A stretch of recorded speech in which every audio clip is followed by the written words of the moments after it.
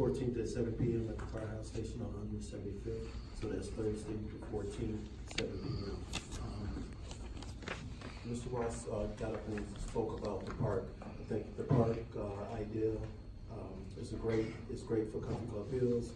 It's all about possibilities. You know, they came out, laid out a presentation, so hopefully that they can get the grants, and we will get the grants that's needed. I don't know exactly how the numbers flow. The gentleman got up here and said that he really didn't know as well, but I think it's a good starting out. So as far as the theater, I think we have a long way to go with the theater. I think the theater is a great asset here to the community. A lot of people here enjoy it. A lot of people have got involved in it, you know, to bring it to, hopefully to bring it to the possibility of where it could be an entity here that we could really continue to enjoy it and make it a financial asset to the community. And that's in the world. Thank you, Alderman Evans. Good evening. Before I begin my report, there was a document that was on our station here, and I wanted to make a motion to recognize our legislative attorney that could explain this memorandum that you put out. Second. Titled Country Club Hills Proper Use of Public Funds. I did ask a couple of us asked our legislative attorney to look into this salary advance, payroll advance, and you did find some information out for us. Yes, I did. Before she begins, there's a motion and a second. There's never been a call for the vote. Right. Absolutely. Okay, there was a motion on the floor. I need a second. Second. And a second. Okay, roll call, please. Alderman Lockett. Let me say that I have no problem with whatever information out there that people needs to know. As long as it's clear and what happened in that, I think all of you deserve to know. So I say yes. Alderman Davis. Yes. Crispy. Yes. Hugs. Yes. Spivey. Yes. All right. Thank you very much, the members of the City Council. My memorandum does not deal with per se what exactly happened, because we're still looking into what exactly happened. All we know is that a certain employee was given a loan of $16,817.30. After taxes, that amount came out to $10,500. Certain members of the City Council asked me to look into whether this is a proper use of public funds, and I'm just basically explaining what my research shows and what a proper use of public funds actually is. The Illinois Constitution mandates that for public funds to be used, public funds can only be used for a public purpose. So that means they need to advance the public purpose. They need to be for a public benefit. So you can't do things that are solely for a private purpose. That is a violation of the the Illinois State Constitution. I was also asked to look into whether such conduct amounts to official misconduct. In order for somebody to be found to have committed official misconduct, they had to have either one, recklessly or intentionally or recklessly failed to perform any mandatory duty as required by law, or knowingly perform an act which he knows he is forbidden by law to perform, or with the intent to obtain a personal advantage for himself or another, he performs an act in excess of his lawful authority, or solicits or knowingly accepts for the performance of any act a fee or reward to which he is not authorized by law. I'm not here to give any opinions as to whether it is official misconduct. That is something that is at a much higher level than I would be able to give. That is something that the state's attorney's office or the attorney general or somebody of that nature would be better equipped to opine on. I do not practice in that area of law. I can only tell you what the elements of such a cause of action are. In addition to that, the alderman did find out also that in 2015, the same employee reaped the benefit of a water bill adjustment. And there was actually two adjustments that occurred right around July 9, 2015 in two separate amounts. The first amount was $1,368.31. The second amount was $100, totaling $1,468.31. There was really no valid reason given, at least as far as I could tell, for the water adjustment, except that the tenant had a leak behind the wall that has since been repaired. There's no explanation as to whether the leak behind the wall was actually a leak that was on the tenant's property, on private property, or if it was a leak in the line from the city. So that's another thing for the aldermen to consider in relation to uses of public funds and certain benefits that this employee seems to be reaping from the city. Thank you. Thank you. Can you, in your document here, you state that the employee was granted, Mayor Ford granted the employee a salary advance of over $16,817. I'm not an accountant, but is this an advance or an increase? Because my thoughts were, if you give this person $16,817, you're essentially increasing their salary if you do not decrease the amount of money that they then earn the rest of the year. So if they're only paying it back, this person, let's just say, is a $50,000 salary earner, at the end of the year, their W-2 is gonna say should say $66,817. Because if you did not decrease their salary, again, I'm not an accountant, then you just gave this person a salary increase of $16,000. I would say that if that's the scenario, that would likely be correct. I don't know at this point whether any sort of deductions were made from the employee's salary.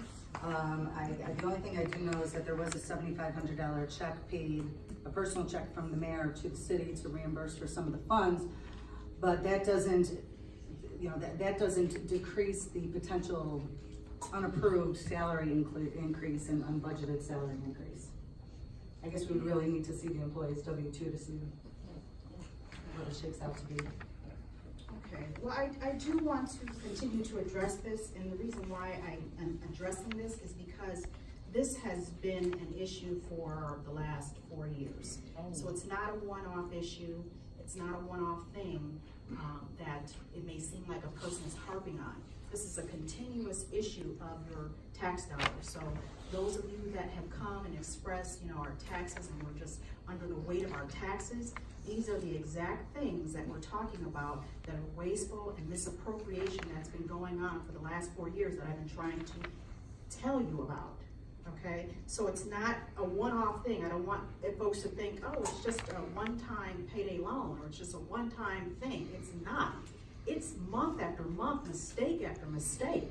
And at the end of the 4 years, we probably spent more mistakes than we have granting some of the other things that we have granted. It's a lot of money that I'm talking about. So, the mayor has put out an official statement. I guess it's an official statement for the city. It doesn't really say that, it says official statement. So, with the mayor putting out an official statement, I did want to address that because it's coming from the city, I guess. And, I do want to take it back to the first time that I actually brought up this situation in which the mayor said there was no loan. I don't know if any of you recall, but he said there was no loan, absolutely no loan. So now we want to get into the definition of what's a loan. Okay, because now it's a payroll advance, a salary advance.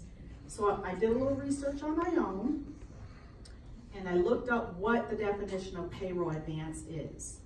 So a payroll advance is a type of short-term, unsecured loan for employees, allowing employers to release payroll funds in advance.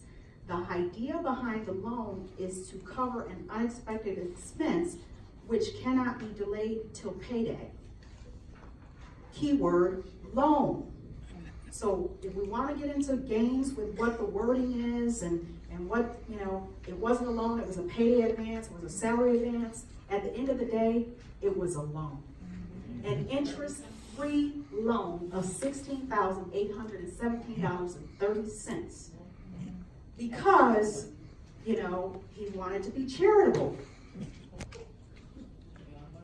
He felt for this employee, he wanted this employee, he said, received a judgment of foreclosure and the sale of personal property from his mortgage company. There's probably some in this room that have issues with their mortgage because of these taxes, and many more outside of here that have issues with their mortgage that would like a loan, interest-free. And remember that the mayor said on record that the loan was made out to the mortgage company. Matter of fact, I think it says it in here, that it was made directly to the mortgage company. Well,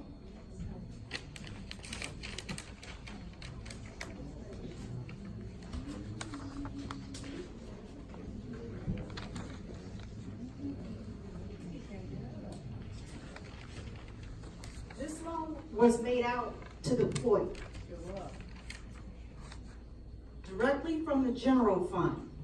Now, the general fund, as I've explained in the past, is made up of all your tax dollars, mostly your tax dollars and some other additional revenue. So when we speak about the general fund, it's the bulk of the money that comes in from your property taxes. This check was given to the employee. He went the same day to the bank to cash the check. It was not made out to the mortgage company, as the mayor says. He cashed it at the bank.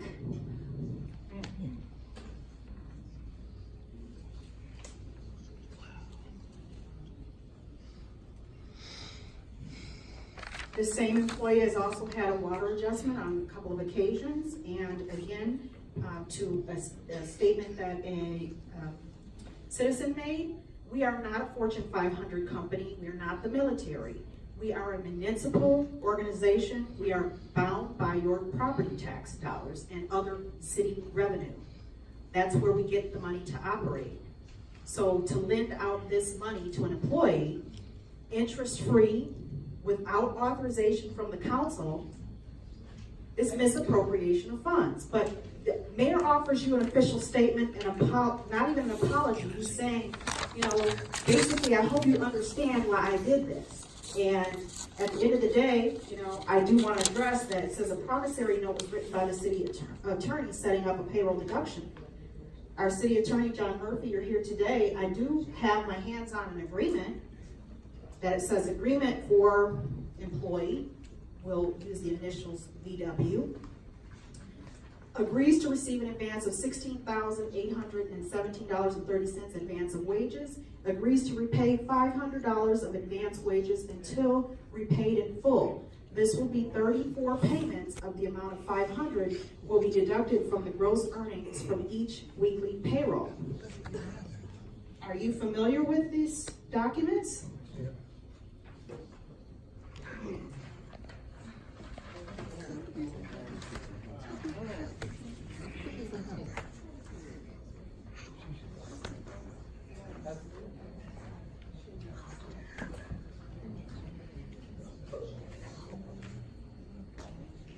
I'm not seeing the sheets there. So, a promissory note was written by a city attorney setting up a payroll deduction. Did I just hear you say that you're not familiar with this agreement? I did not prepare those documents. I didn't prepare any promissory. So he did not prepare these documents. He did not prepare a promissory note. Folks, we need to wake up and not believe everything. And then the mayor, which I don't understand this. I'm like the guy that's representing the opposition of R. Kelly. Why would you let him on TV? Why? Who's ever telling you to do something, tell him to stop. Then you make out a personal check in the amount of $7,500 and deposit it to the city funds, commingling personal funds with city funds. because you want to help the employee pay it back. So the employee has some payroll deduction that goes on for a couple of pay periods, and then all of a sudden the mayor jumps in there and pays back $7,500. Well, if you had $7,500, Mayor, then how come you didn't just give him the money? Okay?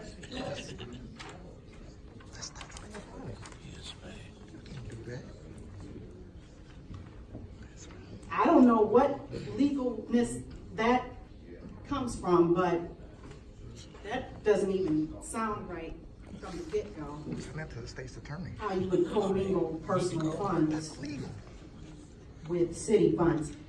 And treasurer, how is that gonna affect our audit? I mean, you got a check from a mayor of the city for $7,500, audit purpose wise, how is he able to commingle those funds? And what does that do to our balances? How is that gonna be accounted for? As you well know, I have nothing to do with how the city finances are recorded. That is between the mayor and his staff and the auditors that they hire. Well, I will continue to have folks look into that as I am currently doing. Thank you. Are you finished? No, I'm not. So, the mayor asks for your support because, you know, he's just charitable with your money. But I get calls, and just got one probably 10 days ago, of a lady who got her water cut off. Come on. And she said she had asked the city to work with her and give her a payment arrangement, but once her water was cut off, they didn't have any payment arrangement for her. 5 kids and a handicapped parent. Wow. But you got an adjustment to a city employee along with the loan of your money because he just says he has a leak. Well, I got a leak too. If you're giving away credits for water bills.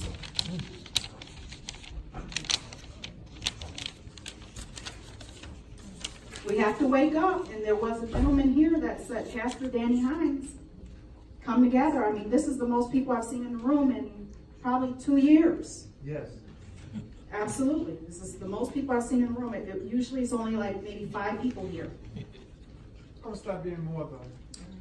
I appreciate it. I appreciate it. Sir, you can't cannot speak, make sir. comments. Hey, I'm sorry, my bad. So I do want to address. No, I had my.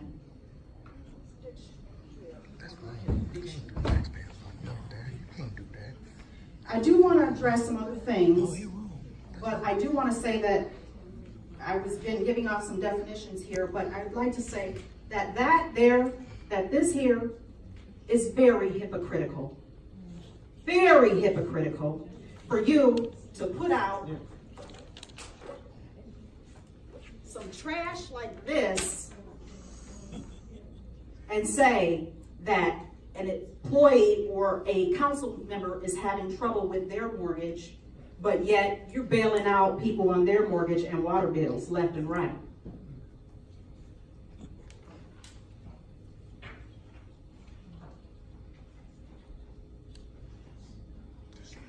When the market crashed, nobody helped us.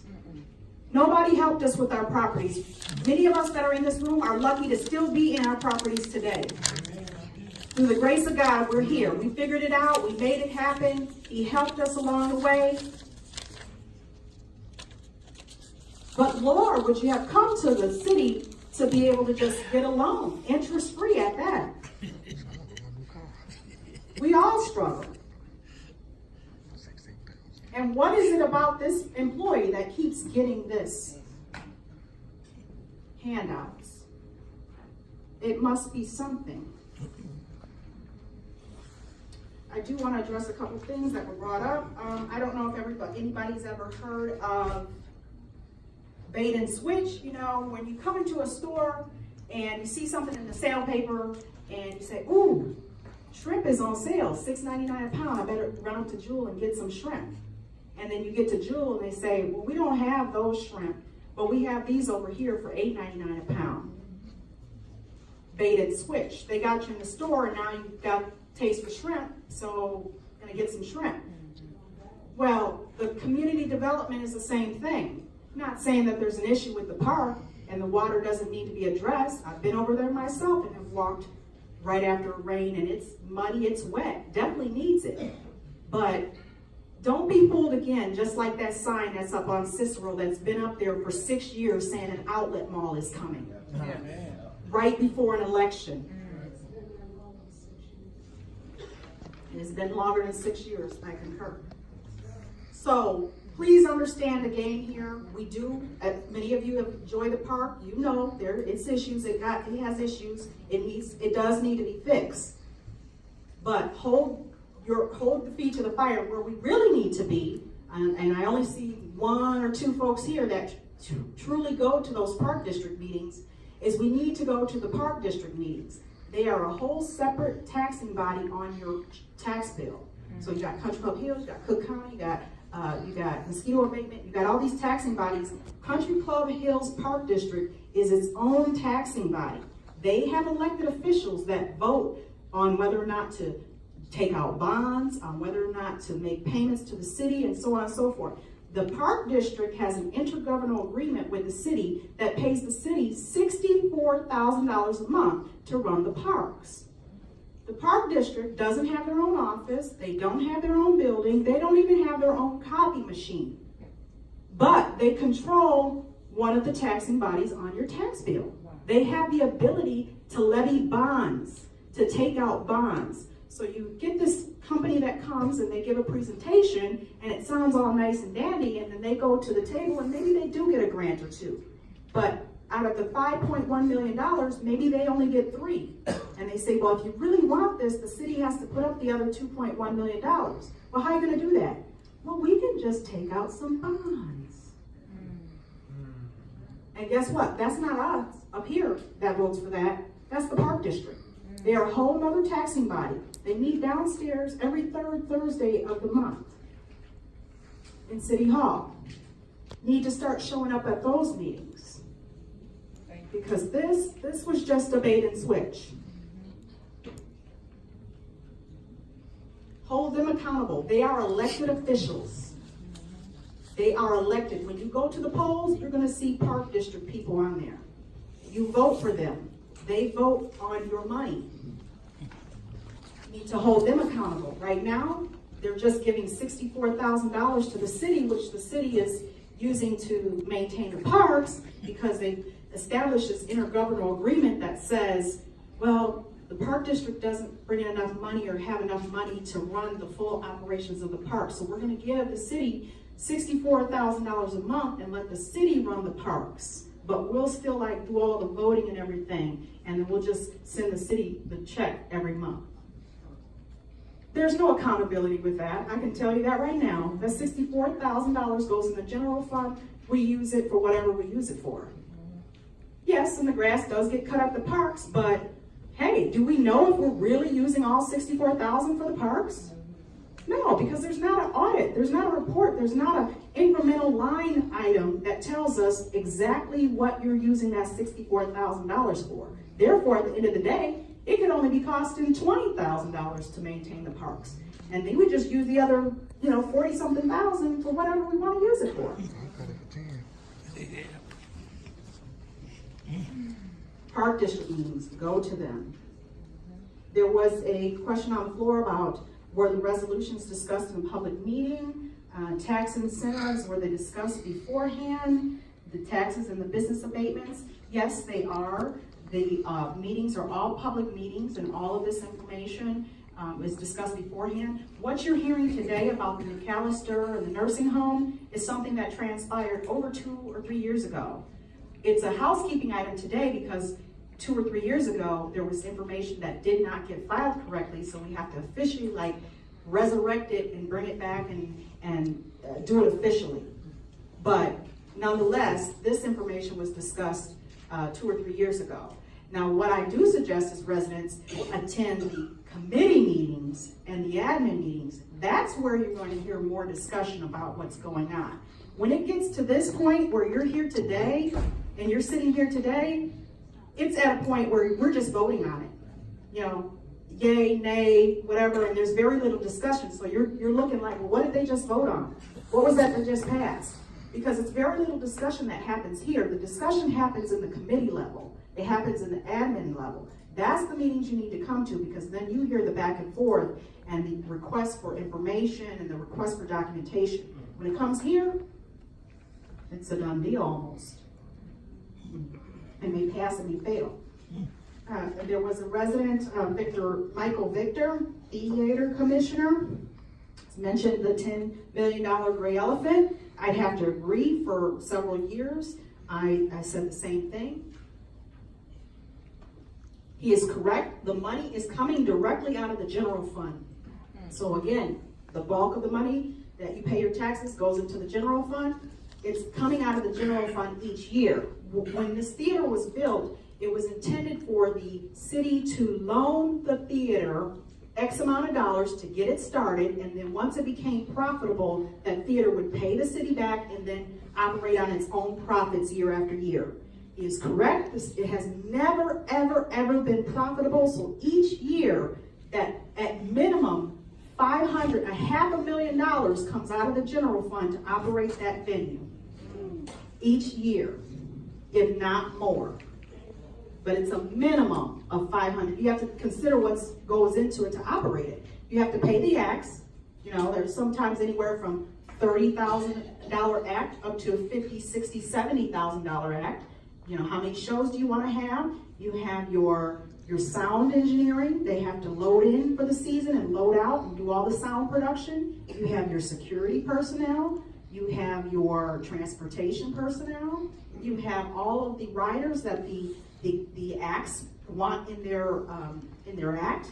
You know, a lot of things they ask for to come and perform. Lots of money goes into this theater, and it's all coming out of the general fund, and has never, ever paid the city back. So this year, if I'm not mistaken, money has already gone out the door, and we've not even had a conversation about whether we're going to open this venue or not. And it's starting to send money out the door. But while you send money out the door, I will ask Mr. Victor, are you aware of the Silent Partners? No, I'm not.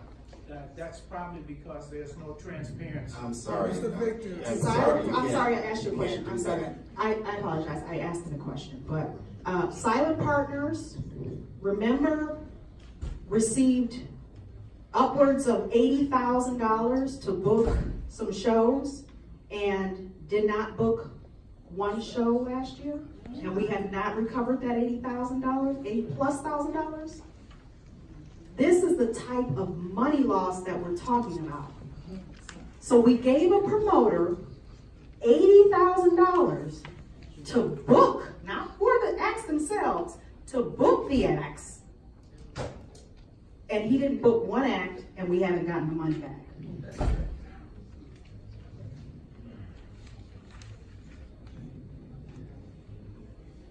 Mr. Hill, there was already a debate that was presented to all of you by the League of Women Voters. It was canceled because there was not enough candidates to accept the debate. There was only one candidate that accepted the debate. That was Alderman Davis. So it's a little late to do a debate right now. There was one actually presented by the League of Women Voters, if you know, has a history of doing very fair debates, and they do them all throughout the south suburbs and all throughout the city of Chicago as well. And everybody that was a candidate received a letter for mayor, and there was only one candidate that responded.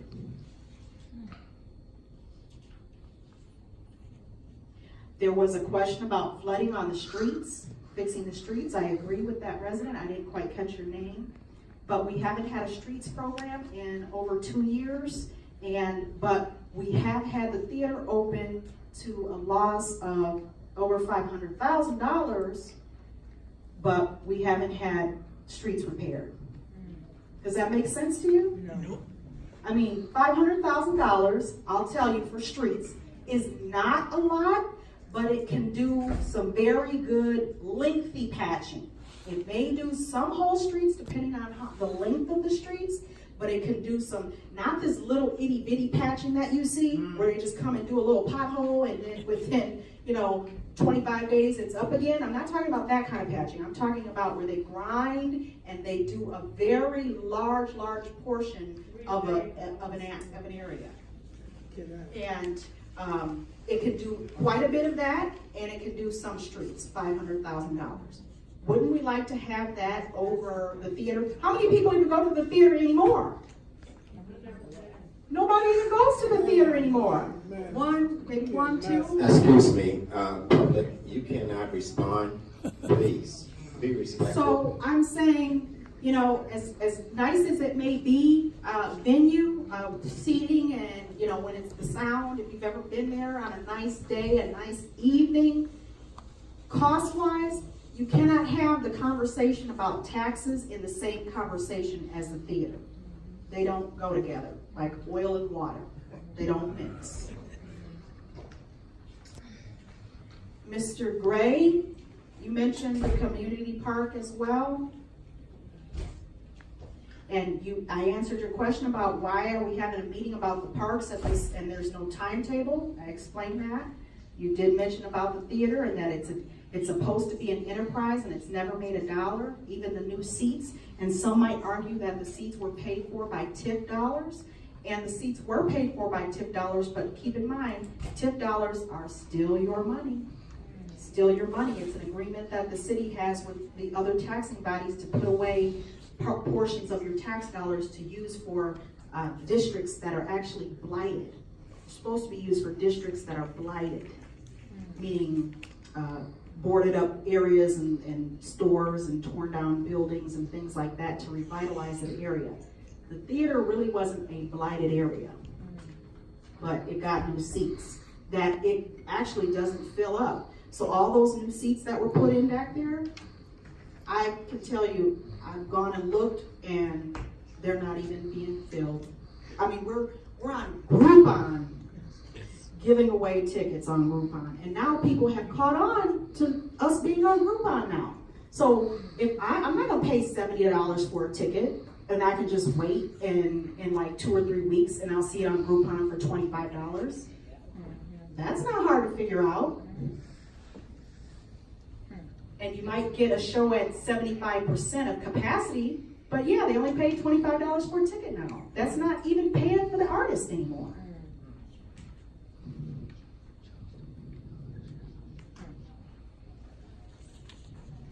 So I do want to close with just making sure I covered everybody's questions. And I pretty much have, but I hope that everybody can read between the lines and understand. And I truly, truly hope that I start seeing more residents at meetings, and not just city council meetings, but I start seeing residents at meetings, admin meetings, and committee meetings. That's where the discussion really occurs, and that you focus on being there and asking questions, the real hard questions, because we shouldn't be afraid to answer those questions. If we support something, we should be able to tell you why we support it and be able to give you the information that was provided to us and that we've done our research on why we support something. So we shouldn't fear you. We should be encouraging you to come to these meetings and ask us questions and hold us accountable. That's what we're here to protect your tax dollars. And we, at the end of the day, are in the same position as you and should feel that we're in the same position as you. We want to live in a beautiful city. We want our streets right. We don't want people coming out to Country Club Hills partying on our dime for $25 and it's coming from your tax dollars to basically supplement their party. So we need to start holding each other accountable. You know, folks give out their telephone numbers out here, you know, answer the hard questions, you know, answer those. I mean, it's great you say Happy Mother's Day, and it's great that you say, you know, Happy Halloween and things of that nature, you know, on holidays. But let's get to the real nitty-gritty about what's going on. And I said it last time, don't go along to get along. If you know something is not right, as my fellow aldermen, don't support it. Don't go along to get along. If you don't understand something, say it. I don't understand it at this time. I think I need more information. I'm going to step back, or I'm gonna ask for a table. I need more information. We didn't get as much information as we needed.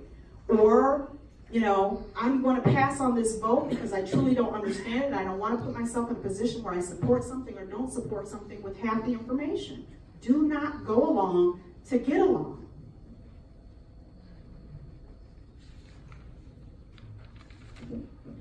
So, at the end of the day, it's everybody's decision on what they need to do, but when you open up your tax bill and you look, I hope I reminded everybody about all of the things that go into your tax bill, and it's not just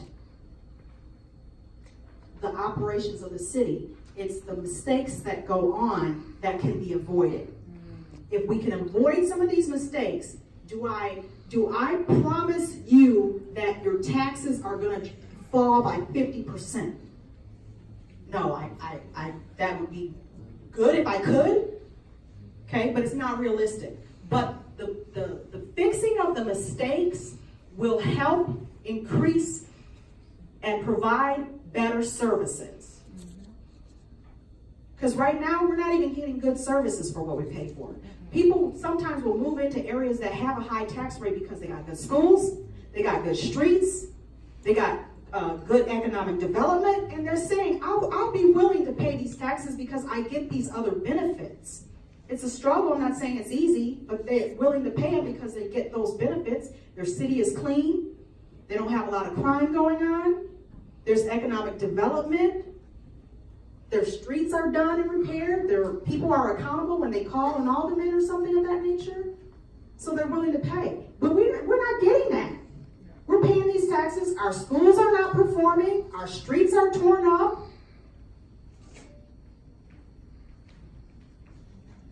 And we're here, you know, just begging for a little adjustment to our bill. If we can stop these mistakes from occurring, that will give us the opportunity to look and focus on better services that we can provide. And maybe even bring in individuals, whether they be volunteers and city residents that have skills and talents, to be able to help us look at lowering our taxes in ways that will give you a significant difference. It won't happen overnight, but it takes time and talent. And we have it in this room, and we have it amongst ourselves. But we need to stop these mistakes from happening. Just giving away money. That's the end of my report. Thank you, Alderman Gillespie. Yes, I'd like to speak on the park. We do have a drainage problem there. And this is the gentleman that gave us the information tonight. That's just a fundamental report. It's nothing that this is in stone, that is in stone. It's not in stone. This is just general information. So you're going to get deeper into reporting and giving information regarding this problem that we are having within the park district. And it's up to us to come out to the meetings, sit in on the meetings, and hear what the elected officials has to say regarding this problem that we are having in the park district. It's our responsibility to make sure that we hold the elected officials accountable for making sure that they do the things that they are elected to do. Keeping a clean city, that's important. And this doesn't have to be true, but a clean city, and I would perhaps, most of the people within this room would say, it's a safe city. You go to a clean neighborhood, beautiful streets, well manicured lawns, et cetera, et cetera. That perhaps would be taken as a safe community. That's what we need to get into. We need that back. We have a lot of things that are happening within the city. We got a lot of people that are living in the city. They're not doing what they are supposed to be doing. They are not complying with our ordinance. And it's our responsibility as elected officials to make sure that these people are held accountable for making our city safe, for making our city clean. That's what we are supposed to do. And the theater, no offense, a theater is not going anywhere. It's gonna be here. It's our responsibility to support this unit, to support this venue. It's us. This is us. This is a part of us.